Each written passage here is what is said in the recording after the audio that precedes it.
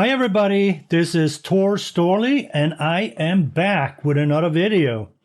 And in this video, I thought I'll switch gears a little bit and get away from all the hype of the AI material that I've been looking into lately, and maybe switch gear a little bit and try something different. And what I would like to do is take a look at the time value of money. The time value of money relates to financial calculations and with the time value of the money. So there are a few concepts in finance that deals with this. Actually, all of the concepts deals with this. But even so, it's not just finance that financial people who deals with this. You deal with it too. Whether you like it or not, you're dealing with financial calculations in your daily life in form of whether you have investments, whether you investment in bonds and treasury bills and CDs, and you have loans from the bank, or you have a mortgage, or perhaps you have a retirement solution you set up that you expect to retrieve some periodic payments in the future. It all has to do with the time value of money. And the more you know about it, the better off you are, because then you can understand how it is computed and what factors the most into those computations. So in this video, I thought I'll go through some of those concepts. And you don't have to be a finance major. Doesn't hurt, but you don't have to be. But the more you understand this, the better off you'll be. And these are the type of calculations you can do in spreadsheets like I'm going to be demonstrating, but you can also do it on a financial calculator. Let's get right into it and start looking at the time value of money. So I have this spreadsheet I prepared. So let me just open this. The time value of money, let me zoom in a little bit so you can read it. The time value of money, as you can see here in this top left orange box, it refers to the fact that you value $1 in your hand right now more than if you were going to receive $1 in the future. And why is that? Well, there's uncertainty surrounding the future, and any promise of you getting $1 in the future may be broken because people are not necessarily trustworthy, or things happens that changes settings for, say, a company or financial institution that promised you something. And also, like if you're in the stock market or any speculative kind of investments, there's no guarantee that you will earn a certain percentage. It's based on people's supply and demand requirements. And often you see big swings in the stock markets and places like that. But even on the more secure financial instruments like bonds and treasury bills and the less risky ones, there's still a portion of it that could be risky. So the idea is therefore that you can take the dollar you have in your hand right now and invest it in something that you feel better about than if you're going to receive $1 in the future and you don't even know if you're going to get it. So that's the idea of the time value of money. But it deals with time, and it could deal with a lot of time, meaning over years and so forth. There are a few concepts in finance that means you either look forward in time, how things are going to grow going forward, maybe how much it's going to grow up to a certain point in time. And there's also something called present value, where you look back in time. So the forward in time is called future value, where you estimate from today going forward how much you may have on hand or how much something is going to grow to in the future. There's also something called present value, is when you do the opposite. But the concept of future value, as you can see in green here, is the cash value of some amount invested now is going to grow forward in time at a certain interest rate. So here's a little example so you can kind of grasp the concept of future value. Now let's make this very simple. So let's say you invest $100 in a savings account that pays 8% interest per year. I don't think so. Well, let's assume that. Normally today, what do you get in a savings account? I don't know. Do you even get 1%? I don't know. But anyways, optimistic. Let's say you grow at 8%. And how much will it be worth 5 years from now? Let's assume you calculate interest on yearly basis. The future value has a formula where you say 1, which basically you take the actual investment of 100, and that's equating to 1, and then you add the interest rate to it. So that would become 1.08. So as you can see, you raise it to the power of 5 because it's 5 years and you're getting a number back, which is this. The idea is therefore, if I have $100 now and I invest it in my savings account that pays 8% per year, that $100 will grow to $146.93. Now you can compute that in a sheet, in a table format. By doing so, you can see how it grows per year. So if you start with 100 in year 1 and you multiply it by 1 plus the interest rate, which is 8%, then it becomes, at the end of the year, it becomes $108. So what that means is that the next year you don't have $100 anymore. You have $108 because it's the balance, the initial investment plus your interest rate is what you now are going to compute interest on. So you're basically computing interest on the principal and the interest. So that's called interest on interest.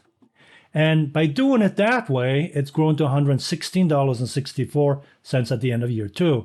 And if you keep going like this, you can see by the time you end up at the end of year 5, your $100 has grown to $146.93. But that's because of the compounding effect of interest on interest plus the principal. So that's how you can look at it at a simple interest calculation. Now, here's a couple of more concepts based on this. You can say that interest on interest is the interest earned on the reinvestment of the previous interest payments. Because as you saw up here, you don't take anything out of this. You keep plunking it in here, and it keeps growing with the interest on the interest included. So that's what that interest on interest is doing. You reinvest your previous, benefits. You leave it alone basically, and it keeps growing. Now there's also something called compounding interest. That's the interest earned on both the initial principal and the interest reinvested from the prior periods. So that's pretty much the same thing. The interest on interest relates to only the amount of the interest portion of this amount times the interest rate. That would be the interest on interest. The compounding interest becomes basically the principal plus the interest and how much those two together keeps adding up to as you grow it forward. So it includes both of them. There's also something called simple interest. That's the interest earned only on the original principal amount. So in other words, the $100 only times 8%, $100 times 8% and so forth. So that will always be the same interest rate. And therefore, if you look at our calculation here, the $100 grows to $108 at the first year. Now, the simple interest will always be $8. That would be true for year 2, 3, 4, and 5, because that's the simple interest. It's not the interest on interest. So therefore, you can say that the simple interest for year 1 through 5 is $8. Now, I have a calculation down here that illustrates this a little better. So if you look here, here's the investment of $100 at a rate of 8, and your beginning balance is 100. But now we're going to break out and show the portions of the interest and the interest on the interest, and then the ending balance. So you can say, therefore, that the simple interest is simply the $8, as you can see here. The compound interest will be the additional, let's work it backwards. The total interest will be equal to the simple interest, which is always 8%, plus whatever interest on interest is, and that will be the compounded interest. That will equivalent to the $8 total interest in this first row here. So what happens is that if you look at my formulas up here, you basically can calculate this pretty straightforward. You can say, take the $100 times the 8%. That will be your $8 simple interest. That's this first column here, the simple interest. Now the total interest is going to be equal to your ending balance, which is basically this, which you get from saying take the 8% interest times the $100 here. So basically you take the interest times the beginning balance, and remember the beginning balance will be the ending balance here. So the ending balance for year 1 would be the beginning balance of year 2, and the beginning balance of year 3 will be the ending balance of year 2.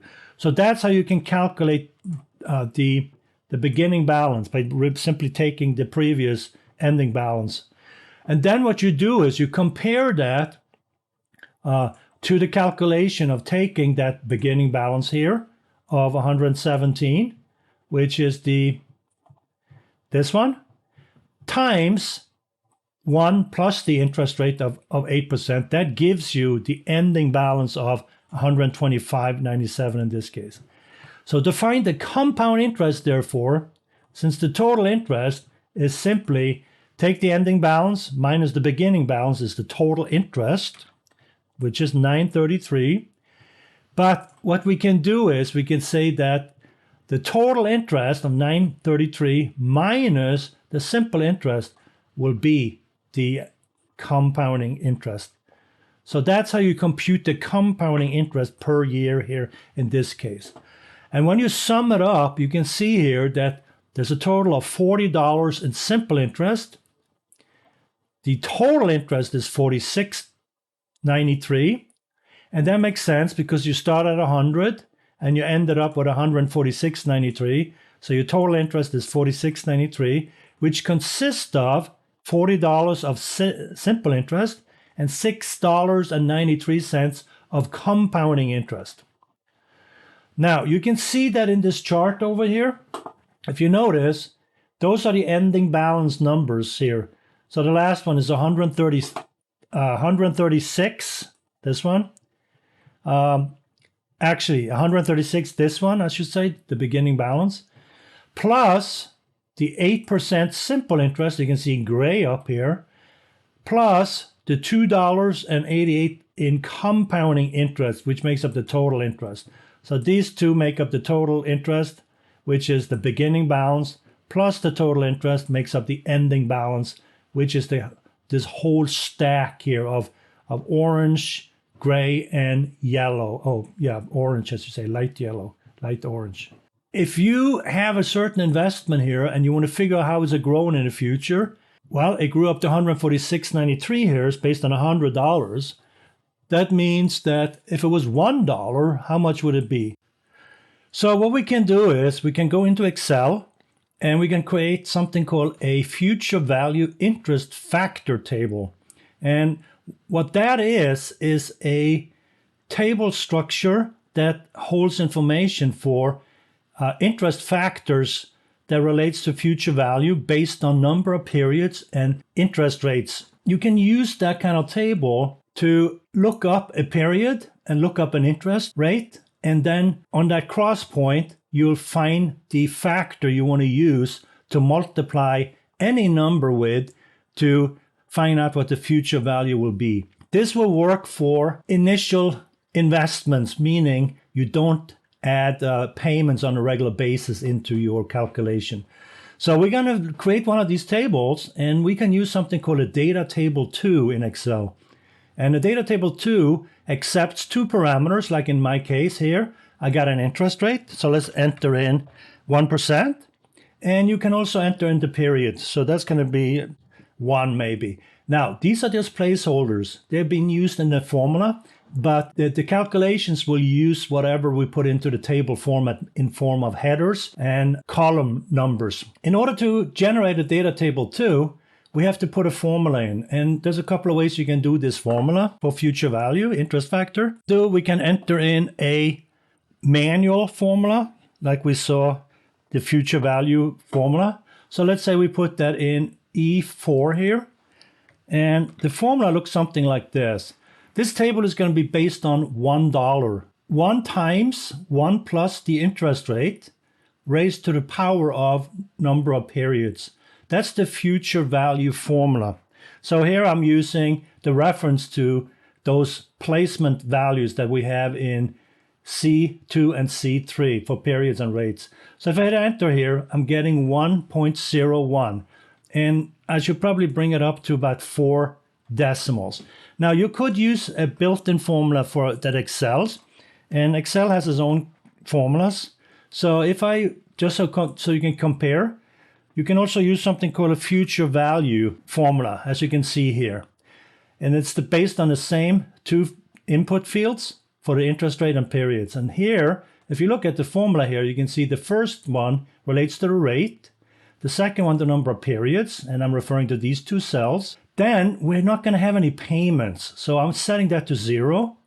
And because this result of this formula will return the inverse of what you put into the formula. So for example, if I want a positive number, I would put a -1 here for present value. So think of it as you investing $1, so you're kind of losing $1, if you will. The last number here is how you calculate it, and you can either have the beginning of the period calculation, or you can have the end of period calculation.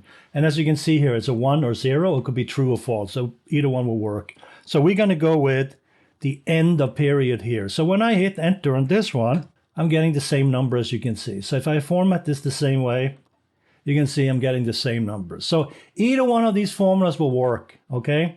So I'm just going to grab this one so I stay consistent. And let me put that here. And let me get rid of this. Okay, so now we got a formula. The next thing to do is to actually create a table. So what I can do is I can simply say, okay, let's start with some number. So I'm going to start with 1% here, and I'm going to start with 1 period here. And then let's format it to percent, so it looks better. I can make this format across maybe. So I'll just go across a few fields here. And let's just stay like that. So what I want to do now is I want to insert some more percentages. And the quick way of doing that is to go to fill, go to series, and I want to do this on a row basis. So I leave it at rows, starting with not 1, because these are percentages. I'm going to start with 0.01, which is 1%. And let's say we want to go to 15%. Now you can choose anything you want here. And obviously I should do this calculation, whatever numbers you need, you put in here. And then I'm simply going to say, okay. So now I got these percentages across. I can do the same thing here. Fill, series. In this case, I want it on a column format. I want it downwards, vertically. Start at 1 is fine. Let's go up to 15 here too. 15 periods, 15 years. So, okay, and now I got it. Put it here, highlight the whole table with all the numbers and the formula in that first cell. And then I can go to data, choose what if analysis over here, click data table, and by default you're getting this data table too with the 2 inputs.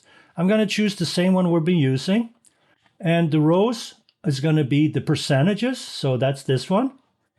And the columns is going to be the periods, which is going down over here. So I choose that. And now when I say okay, it's going to fill in this table. And as you can see, it filled it in, and now I got my results from that table. Now, one thing you want to do here is to check these formulas here within the table itself. Notice it has this squiggly equal table C2, comma C3, and parentheses squiggly mark. Those are what's called an array formula. An array formula is in Excel, a special kind of formulas that apply to a region of cells. And they're a little tricky, and you can't just enter them in. You have to basically use a command such as, Control-Shift-Enter or something to enter formulas in this way. Now, the data table did it for us, so we don't have to worry about that. But now I got a future value interest factor of a table. And if you remember from our previous example here, we computed this ending balance for those $100 growing at 8% for 5 years to be $146.93, as you can see here. From this table, we can use the same technique. I can say I want $100. I want to find the factor to use to calculate that amount. So I go across, I read here, here is my 8%. Here is my 5 periods. So I can simply read across and pick the cell that is crossing the two. So as it turns out, that is the 1.4693. And of course, we know multiplying by 100 then will give you 146.93. I'm sorry. So that's how you can use one of these future value interest factor tables. To show you the growth here, if you take some of these values here, like you do select columns maybe, and I created a chart, and it looks like this, and it shows you how your $1 will grow depending on time and depending on growth rate, meaning interest rate to grow it with.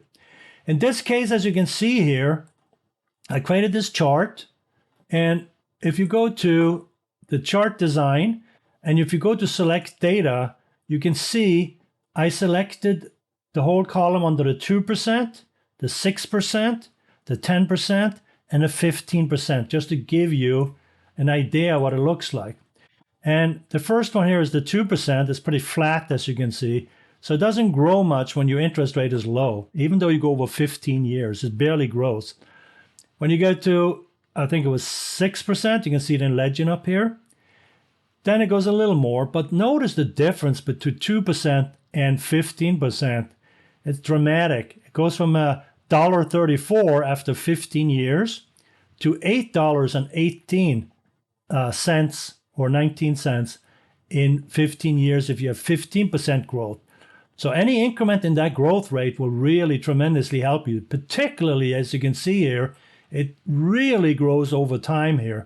So if you grow, imagine if you grew it over 30 years or 40 years and so on.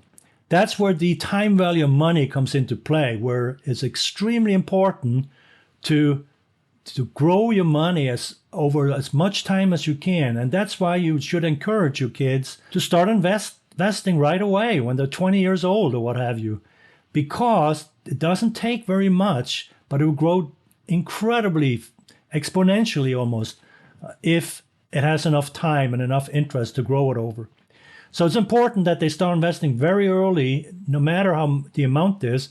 Put it in some kind of growth fund that pays a pretty steady interest. You know, consider things like index funds for the S&P 500, something more safe, or it all depends on your risk, how risk averse you are.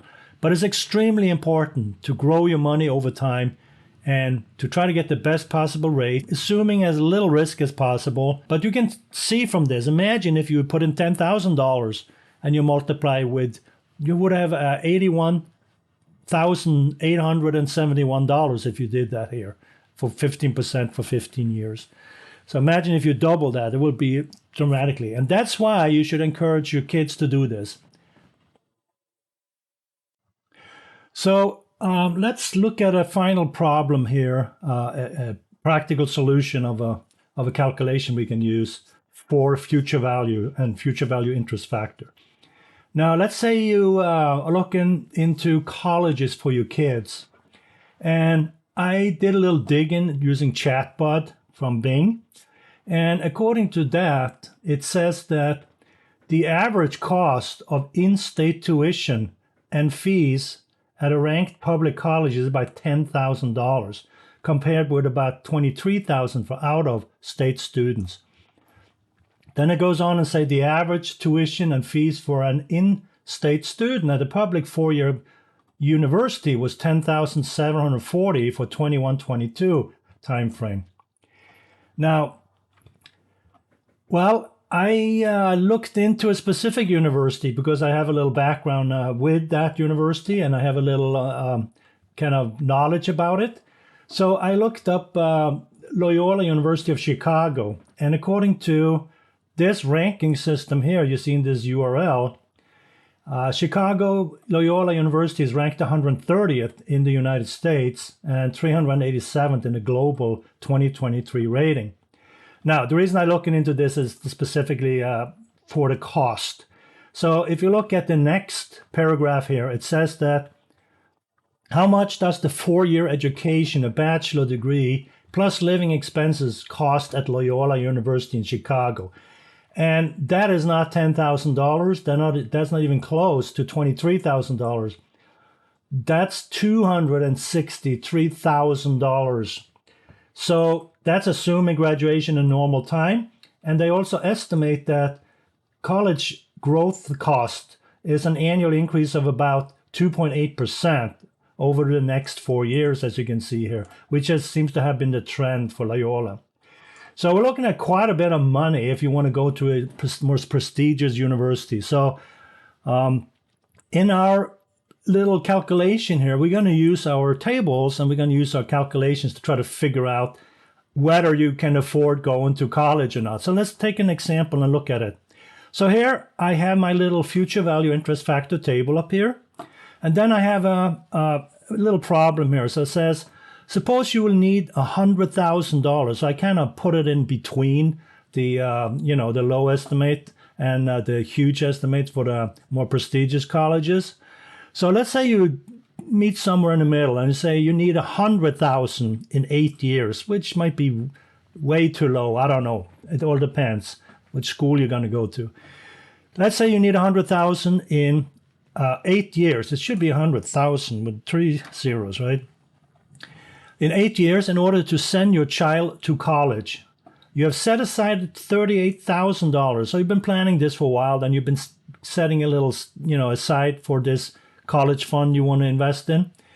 And that's what you got right now, and you need some additional funding in order to afford that.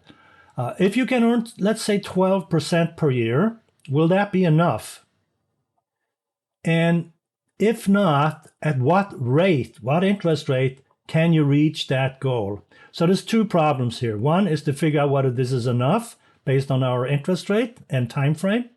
And the second one is, if not, what rate do you need? What interest rate do you need in order to get the 100,000 in 8 years? So this is the formula, as you can recall, from future value interest factor. 1 times 1 plus the interest rate raised to the power of periods. So here's our table up here, and the one we're interested in. So let me put a freeze on this row. So I need to go one below, I think. So let me freeze that one. So freeze panes, freeze panes. So now when I scroll, you can see it stays with the percentages. We're interested in, let's see, what was it? 12%. So let's highlight that so we have a visually easy to view it. And let's highlight, there was 8 years, I believe. So let's highlight that as well. And there's that one. So we're interested in this factor right here. So let me make that a little bigger. And let's make it a little better by bolding it. So here is our factor right here. So let me make it so it's visible. Okay, so it says 2.4760. Now, we need 100,000 in 8 years. We have 38,000 right now. So I got 38,000, and I'm going to need 100,000 in 8 years. So I'm interested to see if I grow it at 12%, will that be enough? Well, what can I do? I can simply say equal to our future value interest factor of 2.4760, and that's this one. Then I can say, just multiply the 2 and see what you're getting, because that's how the table works, right? So, okay, I get 94,000 some dollars here. So let me make this a little wider. $94,086. So not the 100, but it's pretty close. So let's see what we can do as far as figuring out what interest rate do I need in order for this to work. Well, one way we can do that is to say that, hey, I need 100,000 in 8 years, and I have 38,000 right now. Okay, so that's a factor of 2.6316. Okay, so our current factor is 2.4760. So it needs to be a little bigger. So when I look, I can't change the periods of time because it's going to be 8 years, but I can read across here. Here is this 2.4760, and I need 2.6316. Okay, this is 2.6584. So that should be enough. If I had 13%, that should be enough. So it looks like I need something very close to 13%. And right now I got the 12%. So I don't know exactly how much it will be, but it'll be closer to 13%. So when I actually calculate the actual rate I'm going to need, it turns out to be 12.86. So that's very close to 13. And I'm a little ahead of myself now, but this is how I set it up. I just solved for a rate, put in the 8 years here, put in the payment of 0. I had present value of 38,000, and you make it a negative. I need to arrive at 100,000, and I'm using end of year calculation. So when you hit that, you're getting 12.86%. So that should be enough for you to get $100,000 at the end of 8 years. If you grow at 12.86%, your $38,000 should grow to $100,000. So that's how you can use this future value interest factor table to calculate it. Now, later on, we won't use these tables, but we'll use just formulas. But it's a stepping stone to arrive at where we want to go. Just a couple of quick words about the opposite of future value, which value is called present value. And it's really, the future value is when you're standing and looking forward in time and you compute something in the future. But the opposite of that is to calculate something from the future and bring it back to the present, today, in other words. And you often see those kind of problems. You probably see more of those than future value problems, actually. But so it all depends on where you want to end up or what you're comparing to. So the present value is really the opposite of future value. So a lot of the concept for future value is just the opposite for present value. So we don't talk about growth rates going forward in time using interest rates to grow it. We're talking about discounting it, maybe taking a future amount and discounting it by a certain rate, interest rates or growth rate, whatever you want to call it. It's called a discount rate when you talk about present value. So it's basically the current value of the future cash flows discounted at a certain rate. That's what present value is. And the discount is just a concept of how to calculate that based on some future amount. So what I have here is to show you kind of how present value relates to future value. Let's say you have $25,000. You need to have it in 5 years from now. And the question is, how much do you have to invest today if your discount rate, because now we're solving for present value, is 6%? And let's assume the calculations are done once per year at the end of the year. Now, in order to find the present value factor, if you look over here, the present value factor is just the reciprocal, I should say, of the future value factor. So in other words, is 1 divided on the future value interest factor. Another way you can say that is 1 divided on 1 plus the interest rate raised to the number of periods. So in our case, we need at 6% interest for 5 years. So this becomes the formula right here. And it turns out that that factor is 0.7473. So in other words, if you need $1 in the future and you can grow it at 6% for 5 years, today, if you discount that dollar back to today's value of money, it will be worth 74.73 cents. So it's the opposite of future value. Now here is a couple of calculations, like 3 different kinds that kind of combines the future value, present value, so you can see the relationships. And if you look at the first one here, the question is you want 25,000 in 5 years. So you already have the present value interest factor, so we can multiply that 25,000 by that present value interest factor. That means we need $18,681.45 right now to grow it to 25 in 5 years at 6% interest. Now, you could set this up in the hard long way, which is kind of what we did before. And if you do, at the end of year 5, you need to have 25,000. This will be the present value interest factor of one period.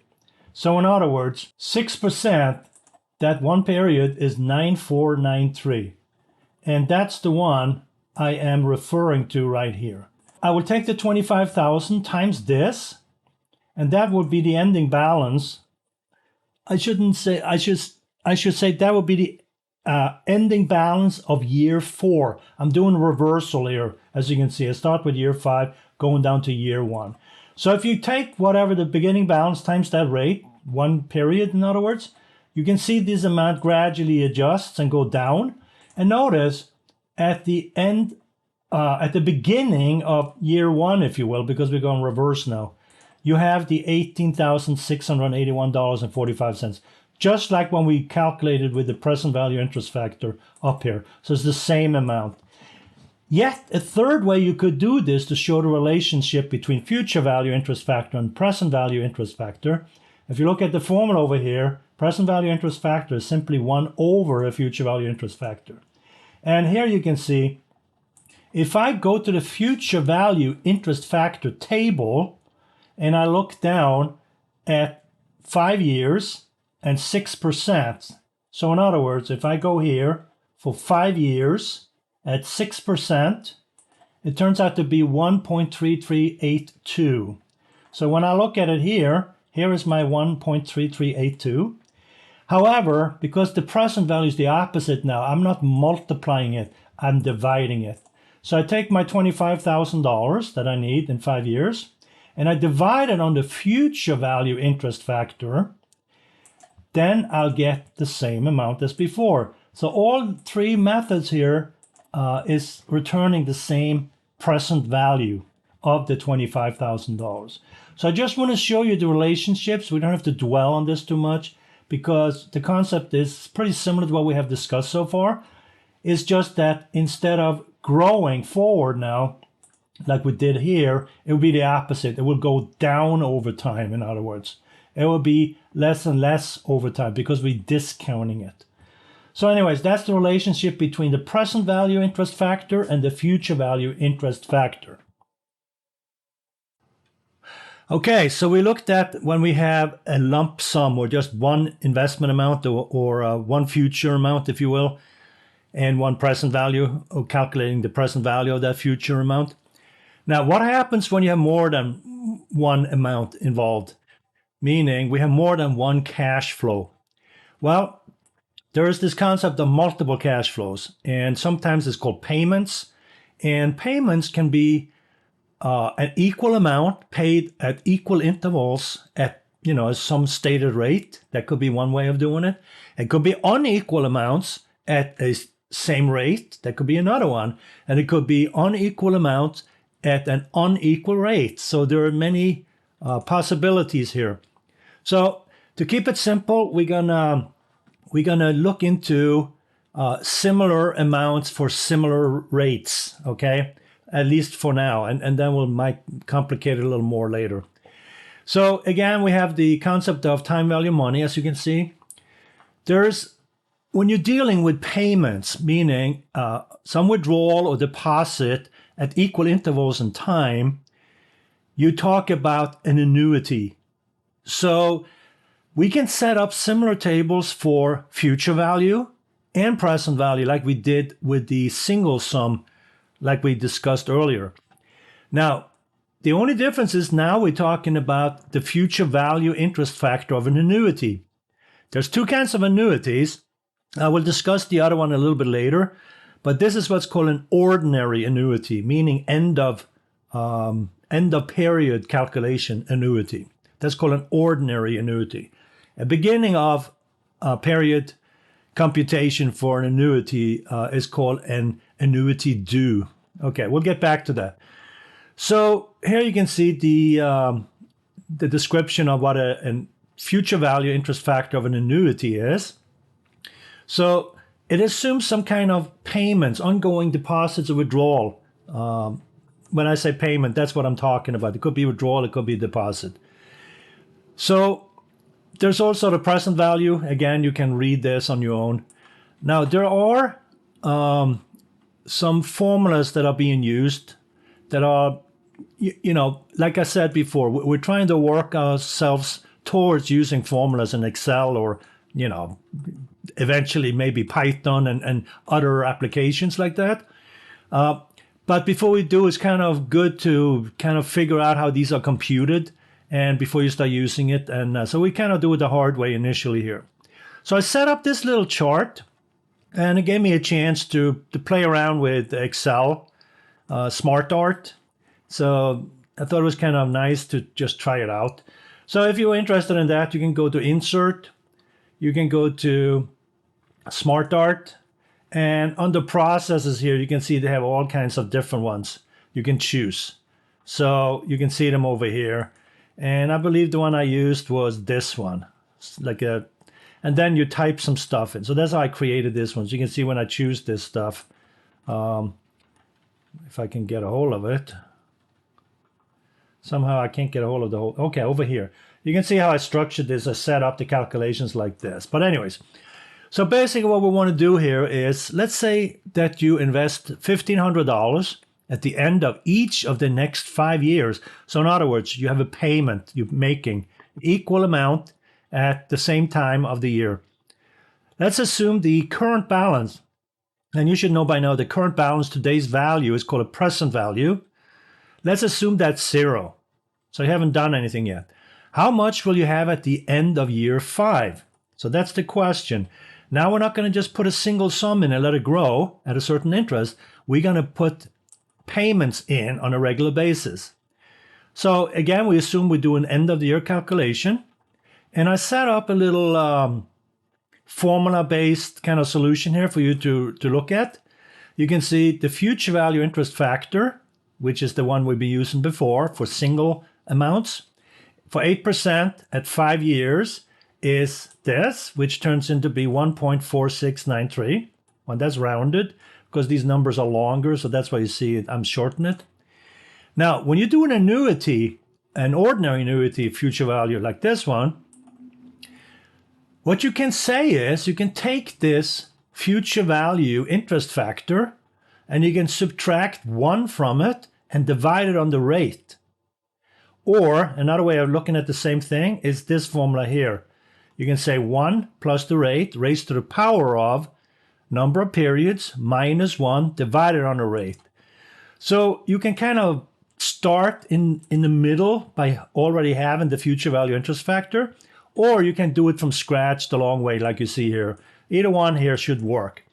So if I do this, if I apply this first one here, you can see I'm taking 1.4693, which should look familiar from our earlier calculation we did.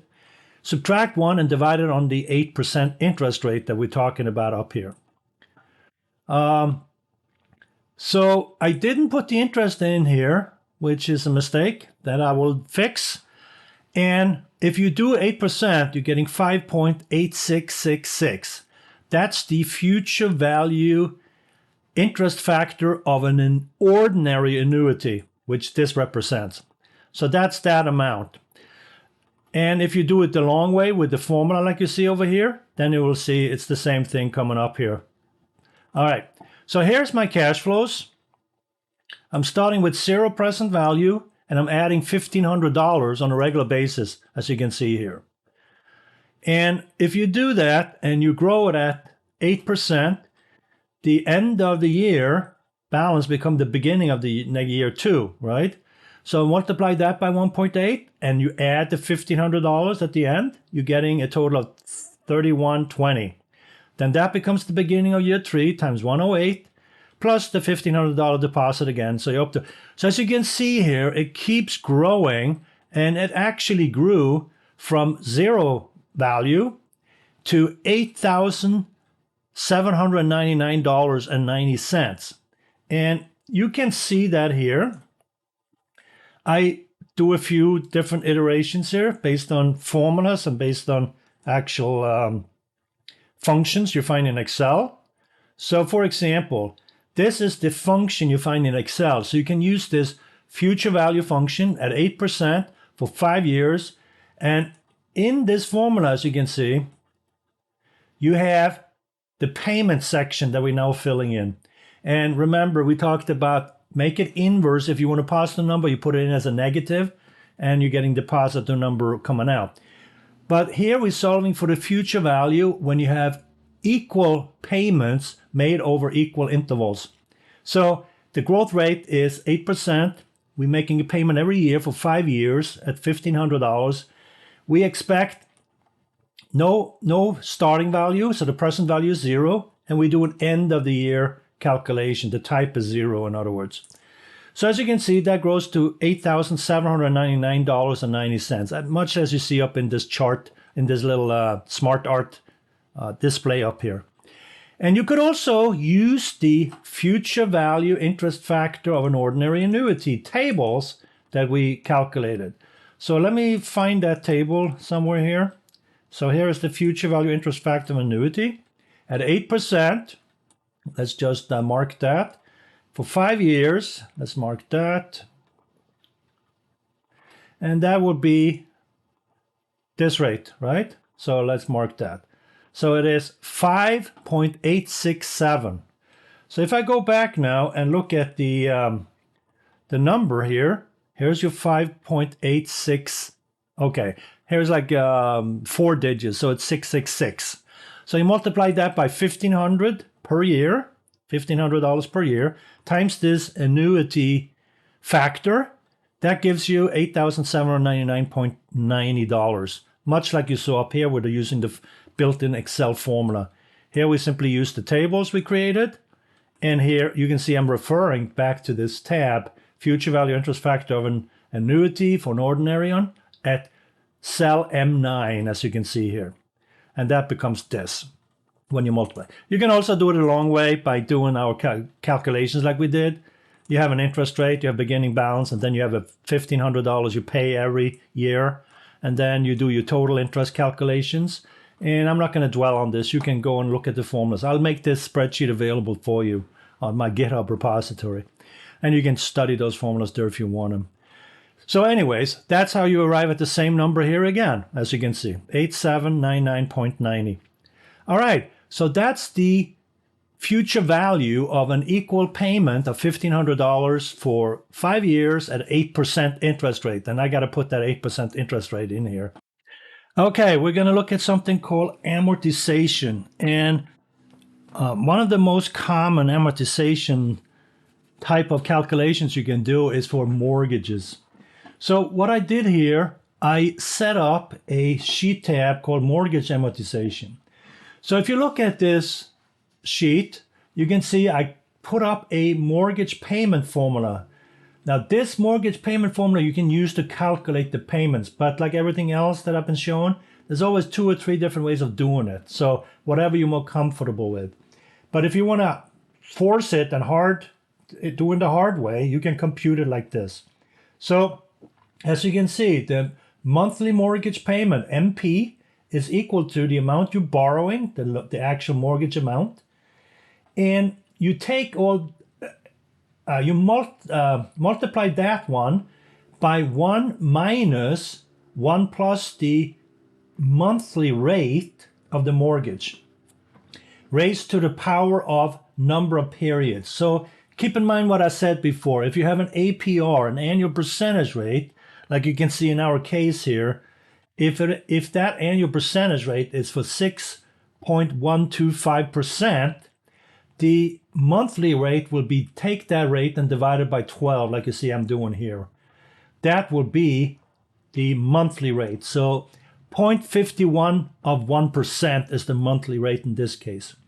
Now, as far as the number of periods goes, as you can see the N over here, you'll do the opposite. So the rate is division, the number of periods is multiplication. So you take the number of years that the loan is over, 30 years, and you have to pay it on a monthly basis. So that's 30 years times 12 is 360 periods. And that's what that N is representing over here. So you have the monthly rate, the R, and then you have the number of periods, which is 360 in our case. So by using this formula here, you should be able to compute the payment. And as I did here, it looks a little scary, but it's just reference to cells. But it's this formula I'm using to compute this payment. You can see I'm referring back to the loan amount, to the monthly rate, and the number of periods. And that's what this formula is doing. So if you look at it, it turns out that if you want to borrow $300,000 mortgage, and the rate is 6.125% APR, and the term of the loan is 30 years with monthly payments, that payment per month comes to be $1,822.83. As you can see, I computed here.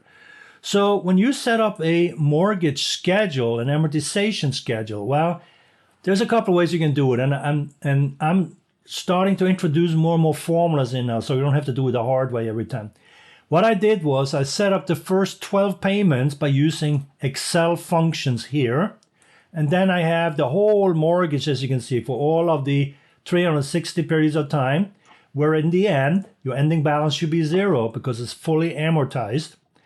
And another concept about mortgages that you may or may not know about is that there is a point when initially when you start, well, we'll look at this in a little bit. Hold on for a second. Let's just go through this stuff first. Okay, if you're going to do it the hard way, this is the payment you're going to make every month. So that is this column, if you will, in the 360 period calculation. It's the same one over and over. So as you can see, I made it permanent by doing the $I, $30. So it's always going to refer to that particular cell, which is the cell up here that I computed it on. This one up here, okay? That one, mortgage payment formula. So it's repeating itself down here, as you can see. It's the same stuff over and over. So you have the beginning balance of $300,000. You have the mortgage payment. But when you're doing these amortization schedule, you want to figure out how much was paid towards interest and how much was actually the reduction of the amount you owe, meaning the beginning balance, how much was it reduced by for that particular month. And one thing you're going to find is that it doesn't reduce the loan a lot. Look at here. Close to $300 was the $300,000 reduced by. So that means you ended up with this at the end of the first month. And then you have a little more here, a little more, and so forth. There comes a time, and I'm not sure. Let me try something just for the heck of it. I'm going to say equals when. What I'm interested in, and this is what I want to find out, at what point do you pay more towards the principal and less interest? There is a shift over in these amortizations that does that. So what I'm going to say is I'm going to take the interest paid minus the principal paid. And I want this to get closer and closer to 0. So let me just copy that down. So let's scroll down and take a look here. So as you can see, it gradually gets reduced.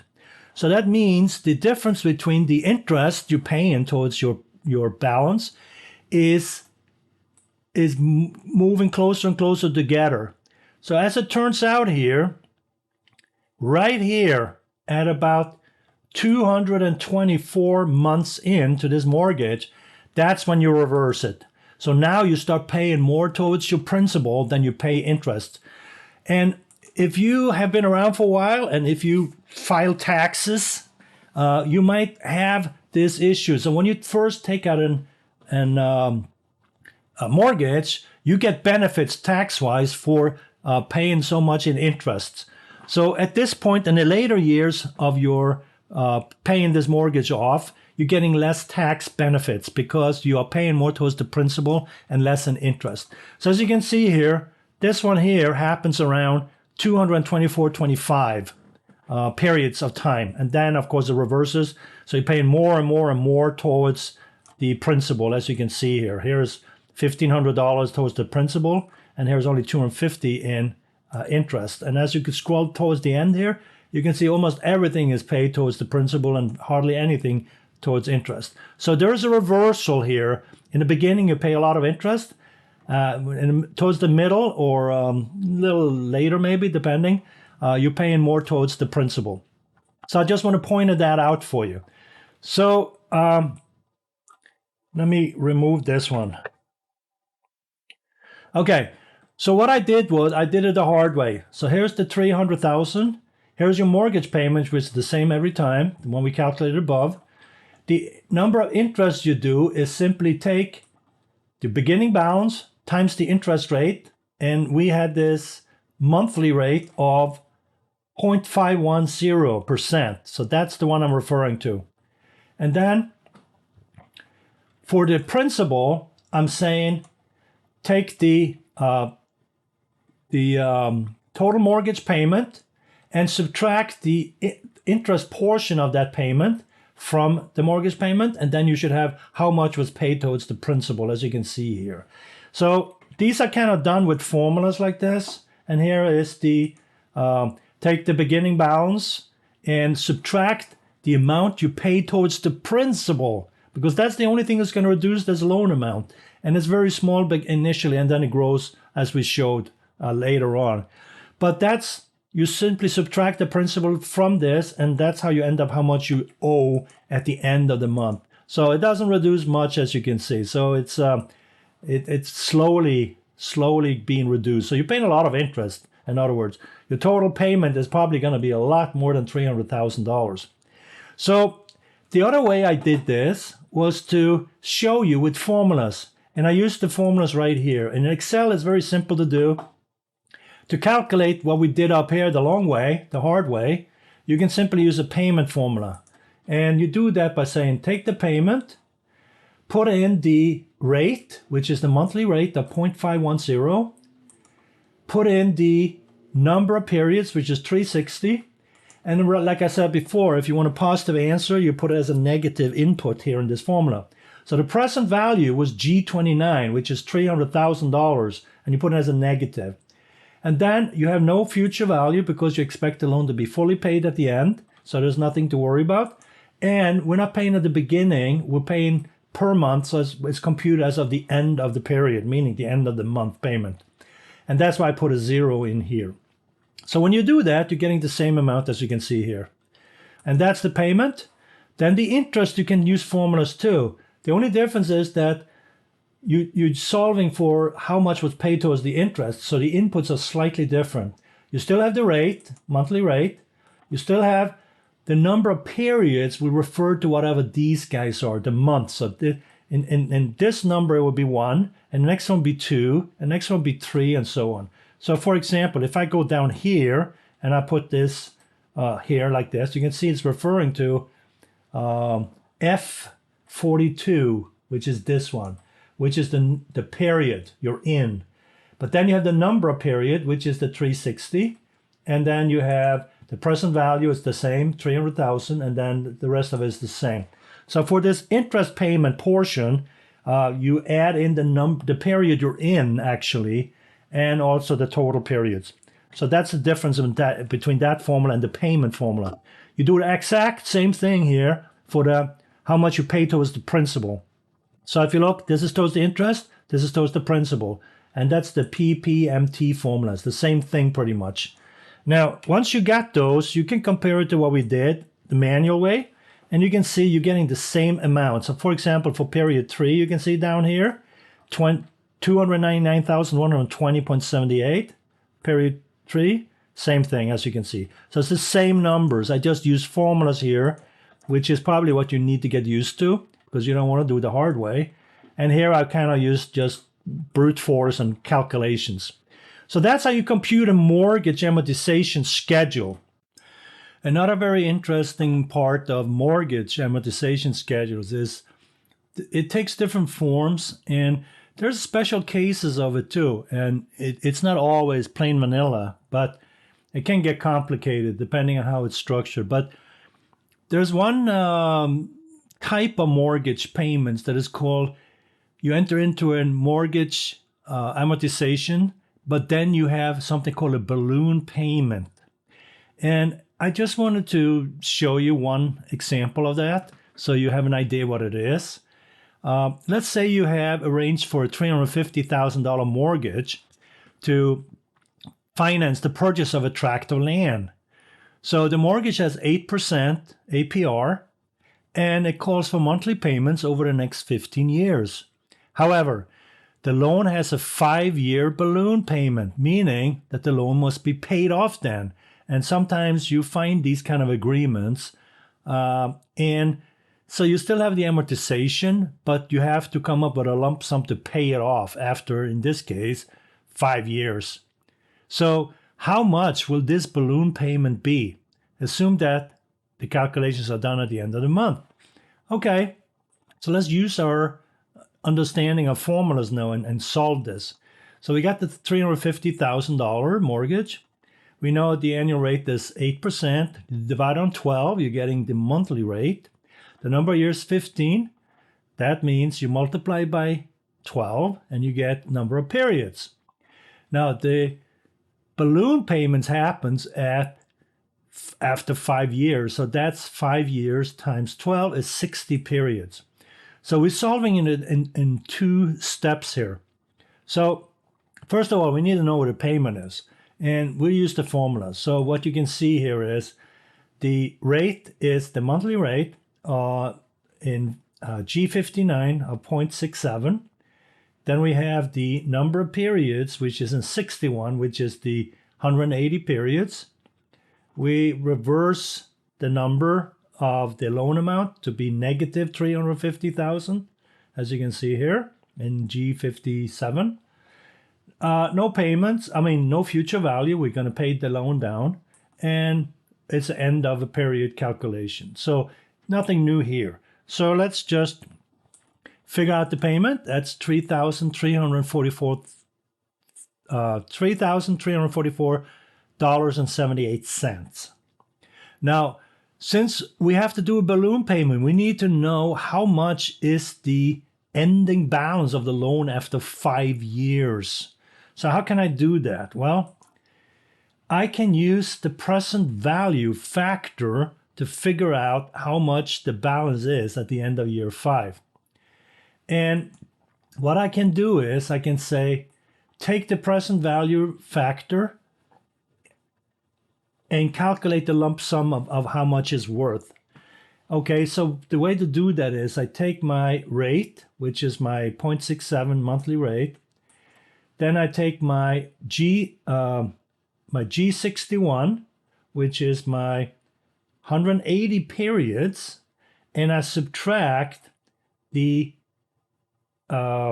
number of G62, which is the 5-year balloon payment period, which is 60. So in other words, I'm taking 180 minus 60. That's how much is left, okay? So after 5 years, it still is 15-year loan. I have to multiply the difference. So I take the remaining 10 years, so to speak, in periods. So 10 times 12, basically, right? And then I have my payment is going to be the G65, which is this payment number, as you can see here, 3,344.78. And I have no future value because I'm going to pay it off, and it's the end of the period loan.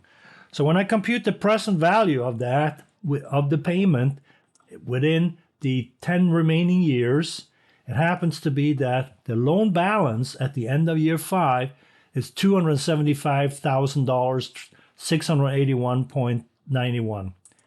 So the balloon payment I need to come up with after 5 years is, if I want the $350,000 loan, I got to pay back $275,681.91 at the end of year 5. So yeah, it's a lot of money, and but we know why, because you saw the amortization schedule I did before, and you can see how much you pay towards interest versus principal. So that makes sense. So that's why the number is very high. Anyways, I just wanted to show you that. So whenever you're dealing with balloon payments, be careful because they can add up to a lot. The next thing I wanted to show you is something called the effective rate, okay, and compounding periods. So how does that work? Well, I have a little example here for you, so to show you the compounding effect of rates. So I created another data table, as you can see here, and I put down compounding periods. So let's assume that you're going to compute it once per year, on a quarterly basis, monthly basis, weekly basis, daily basis, hourly basis, and minute basis. So if you do that, these are the number of times you're going to be computing. 12 if it's monthly, per year that is. 52 if it's weekly, 365 days in a year, 8,760 hours, and minutes 525,600. Now I just set up some interest rates here, but I'm only going to focus on one of them. So I'm going to focus on the 8% rate.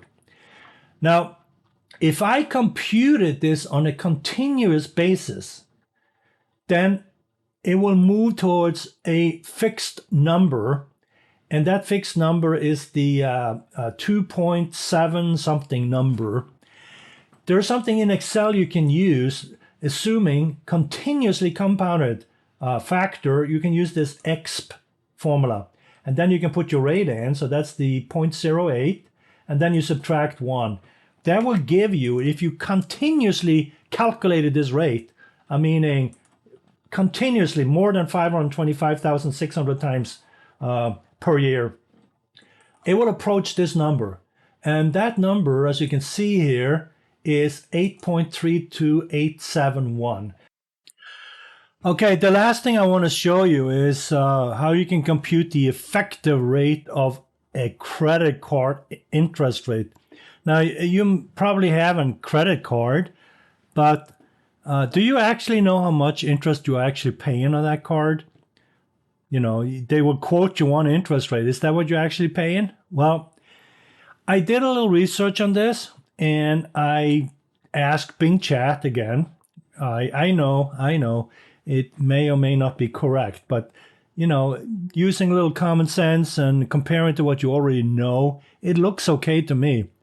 Because I know that the credit cards are typically introducing some kind of offer very low, and then 6 months later they want above 20%, payments. So that doesn't surprise me at all. And according to this, you can see here that the average credit card interest rate in February of 2023 was 20.92%. So they give you a few different numbers here, but it's above 20%. And you can see the sources as listed below here. So what I want to do is I want to just kind of give you an idea of how much you're actually paying on your credit card. And let's say you're thinking of getting another one, which I hope you don't. Personally, I stick with one credit card, and I'm not going to get another one. I don't care what the terms are, because I want to monitor that one credit card I got, and I'm not going to, have a bunch of them and have no idea what the heck is going on. So I'm sticking with my one card. But let's say you are more adventurous than me, and you're thinking of getting another one, and the agreement is for that you're going to be paying about 21% APR. Now, they might have like introductory offers for 6 months, and then eventually you read the fine prints and you realize, oh, boo, I'm going to pay a lot more than that. But whatever it is, here is just a plain vanilla example. So let's say it's 21% APR, and you also have to pay down whatever you owe on the credit card monthly. So that's what this one is stating here. What is the actual interest rate you're going to be paying on this credit card? Do you know? Well, we can use some formulas to try to figure this out. There's a computation you can do called EAR, which stands for effective annual rate. And that's equivalent to saying 1 plus the annual percentage rate divided on number of periods raised to the power of number of periods minus 1. So let's see how that will work out. Let's say that because it's monthly payments, like they said in the credit agreement here, you are going to pay 21% on an annual basis. So what's your monthly rate? Well, you know, it's just taking the 21% divided on 12, right? Which is 1.75%. Now, what you will have to do is figure out how much is that going to be as an effective rate. Well, it uses this formula. 1 plus APR divided on number of periods raised to the power of periods minus 1. And as you can see here, I'm simply referring back to my cells in the Excel spreadsheet here. So I'm saying 1 plus I-144, which is the monthly rate, raised to the power of 1 I-142, which is, of course, the number of periods per year, which is 12, right? And when you do that, and you're subtracting 1 from that result, you're coming up with 23.144%. So even though they quoted you 21%, you actually end up paying 23.144%. So yeah, okay. It's not the advertisement for a percentage rate is not always correct. You got to be very careful. You're going to be skeptical because a lot of these financial institutions and a lot of what they offer you is not exactly face value. 21% doesn't really mean 21%, as you can see. So be careful, and hopefully you don't get too many credit cards. That would be my recommendation. So if you liked my video, please like it, subscribe if you can, and I will come back soon with another video. And thank you so much for watching.